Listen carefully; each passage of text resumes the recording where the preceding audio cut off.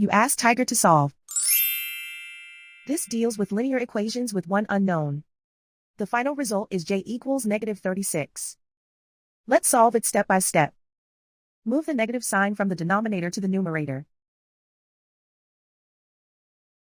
Group all constants on the right side of the equation. Subtract 36 from both sides.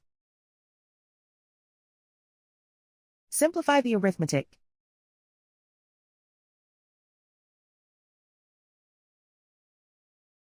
Isolate the j. Multiply both sides by 4.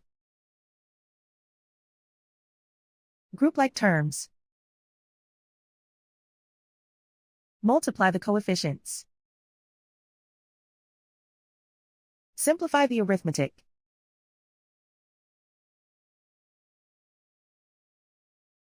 Convert the j into a positive number.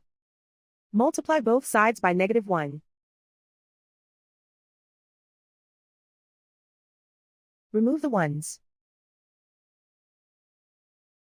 Simplify the arithmetic. And so the final result is j equals -36.